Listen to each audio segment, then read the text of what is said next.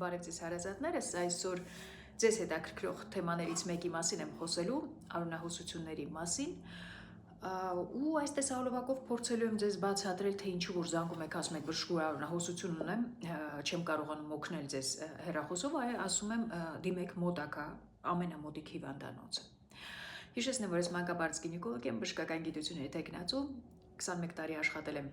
Մոսկվայի առաջատար կլինիկաներում, արդեն 2 տարի ինչ աշխատում եմ մեր երկրում։ Հիշում ենք օրգանները, կանացի օրգանները, ուրեմն հեշտոցը ավարտվում է արդեն արգանդն է սկսվում, արգանդն ունի վզիկ եւ մարմին, երկու կողմից արգանդի արգանդափողերն են եւ ձվարաններն են։ Այս հիվանդություններից թված որևէ օրգան կարող են առաջացնել արյունահոսություններ ու դրա մասին ես այսօր խոսելու եմ։ Ամենահաճախ հանդիպող եւ արյունահոսությունը դա հղիության հետևանքով է լինում։ Հաճախ հանդիպող պատճառներից մեկը դա հղիությունն է եւ վիժումը։ Դրա համար առաջի քայլը, որ անում ենք բուժառուներին, երբ որ ասում են արյունահոսություն ունենք, ասում ենք անպայման հղիության տեստ արեք եւ դիմեք մոտակա բժշկին։ Ինչի հղիության տեստ շատ ժամանակ կանայք չեն հիշում, երբ ա եղել սեռական հարաբերություններ եւ այլն, իրենց թվում է թե պետք է անպայման երեք լիներ սեռական հարաբերություններ, որ այսօր հղի լինեն ու արյունահոսեն։ Էլ չեն հիշում, որ 5-6 շաբաթ առաջ էր որ լինի, որի մասին միակ կարող է արդեն չեն հիշում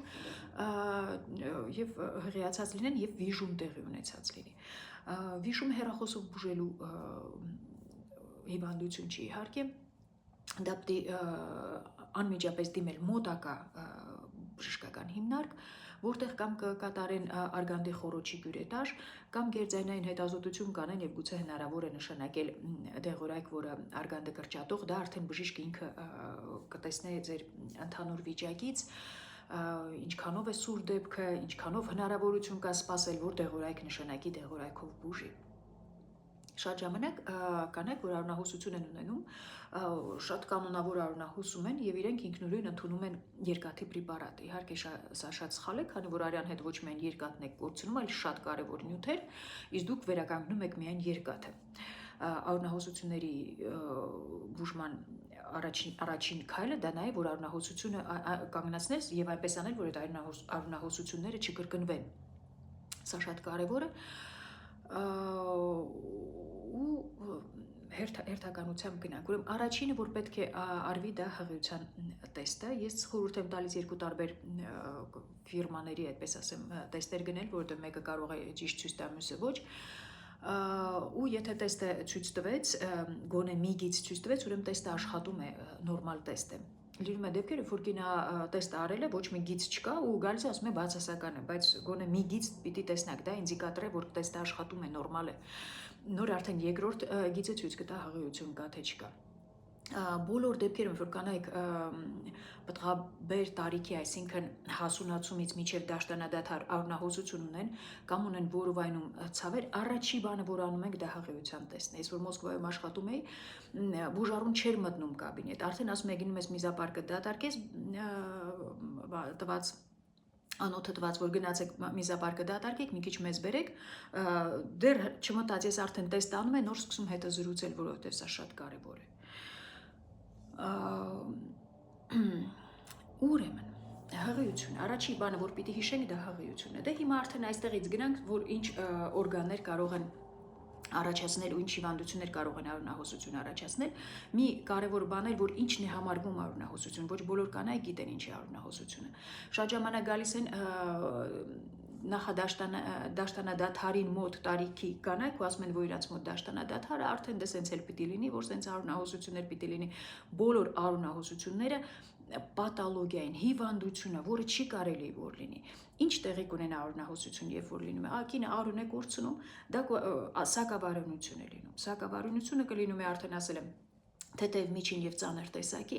ինչքան ծանրանում է աստիճանը, այդքան ձեր օրգանները քիչ թթվածին են ստանում։ Դա ամենակարևորներն են տուժում, որ գլխուղեղը, սիրտանոթային սիրտը, երիկամները։ Դրա համար շատ ժամանակ կարող է գլխապտույտ ունենաք, ընկնեք, ձեր ոչ ջարդեք, գլուխը խփեք մի տեղի, բացի նրանից, որ օրգանները թթվածնային քաղց ունեն, սա շատ լուրջ բան է, շատ ժամանակ կանայք արյունահոսում են, արյունահոսում գալիս են, որ վիրահատվեն, արդեն այնքան ցածր է լինում հեմոգլոբինը, որ էլ արդեն չենք էլ կարող իրան վիրահատության վերցնենք, որովհետև պիտի վերականգնենք, արդեն շարքից դուրս եկած են օրգանները։ Ուրեմն սա շատ կարևոր է, ինչպես հասկանանք որն է արյունահոսությունը։ Դրա համար պիտի իմանանք նորմալ դաշտանը որն է։ Նորմալ դաշտանը նա է, որ կանոնավոր է, 7-8 օրից ավել դաշտան նորմալ չի կարող լինել։ Եվ ներդիրներն էլ օրվա մեջ 7-8 անգամից ավել չի կարելի որ փոխեք, դա նորմալ չի։ Եթե դուք ժամը 1 ներդիր եք փոխում, ուրեմն սա սուր դեպք է եւ պետք է անմիջապես դիմեք բժշկի։ Սա կարևոր է, լինում են դեպքեր, որ կնոջ մոտ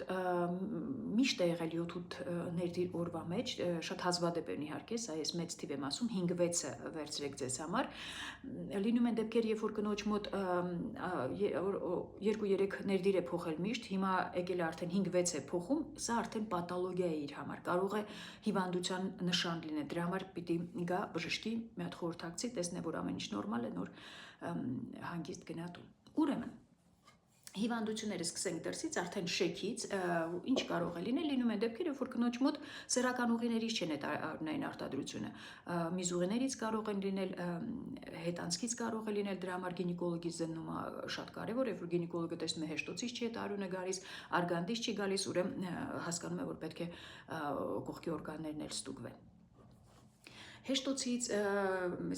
արտաքին սեռական օրգաններից կամ արգանդի վզիկից ինչ դեպքերում քաղցկեղի դեպքում կարող է արյունահոսություն լինել, առատ արյունահոսություն, որովհետև քաղցկեղը վերք է, ինչքան հասկանում եք, այդ վերքը կարող է խորանալ, մինչև անոթ հասնել, անոթը վնասել եւ առատ արյունահոսություն լինել։ Այս դեպքում դուք ինքնուրույն չեք կարող այդ արյունահոսությունը կանգնացնել, արդեն բժիշկը տամպանադա կանի, դեղորայքով կամ պետք լինի եւ շտապ վիրահատություն նույնպես կարող է անել։ Ուրեմն քաղցկեղը կարող է լինել։ Եղել է դեպք եւ կինը եկել է խորհրդատվության 2 օր առատ արյունային արտադրություն, ինչի միշտ հարցնում ենք, ասում ենք ինչ եք կարծում, պատճառը ինչն է։ Ասում եմ պատճառ չկա, արյունահոսում եմ, դաշտանը սենց սկսվեց ու արյունահոսում եմ, նայել եմ տեսել հեշտոցի հետին պատին կամարում պատրվածք, 2 օր առաջ սեռական հարաբերություններ են եղել, պատրվել եմ, հեշտոցի հետին պատը ստիպված եղանք վիրահատել, քանի որ արյունը ոչ միայն դուրս էր գալիս, այլ նաև որովայնի խոռոչում էր հավաքվել, վիրահատության կարիք կար։ Անցնենք արդեն արգանդի խոռոչի հիվանդությունների մասին առանձին տեսահոլովակներ ունեմ, իհարկե պոլիպը կարող է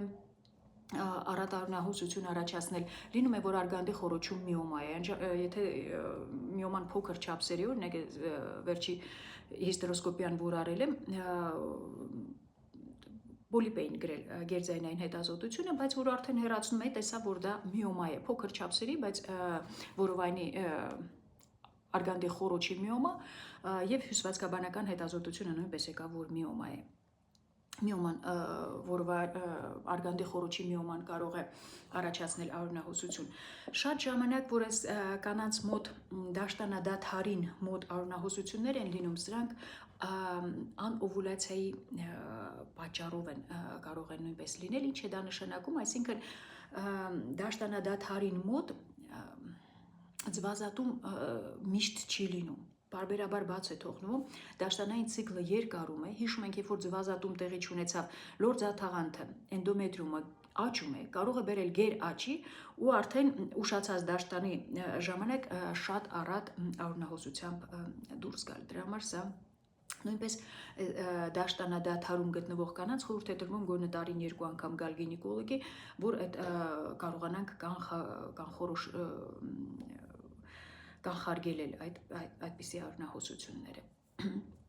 Արգանդի հիվանդություններից, արդեն արգանդի մարմնի հիվանդություններից, դրանք միոմաները, մեծ չափսերի միոմաները կարող են արյունահոսություն առաջացնել, ադենոմիոզը կարող է առաջացնել, դե քաղցկեղը բնական է, էնդոմետրիումի քաղցկեղը նույնպես կարող է արյունահոսություն առաջացնել։ Արգանդի միոման, ադենոմիոզը ինչու են առաջացնում արյունահոսությունը, որովհետև չափսերը մեծացնում են, արգանդը չի կարողանում նորմալ կրճատվել եւ կարող է արյունահոսություն առաջացնել։ Արգանդափողերի հիվանդություններից, որը արգանդափողի հղիություն է։ Դրանք ավելի շատ սակավարունային արտադրություն են առաջացնում, ավելի շատ որովայնի խոռոչ է արյունահոսությունը տեղի ունենում, բայց բոլոր դեպքերում, եթե ցիկլից դուրս, դաշտանից դուրս արյունային արտադրություն է, բոլոր դեպքերում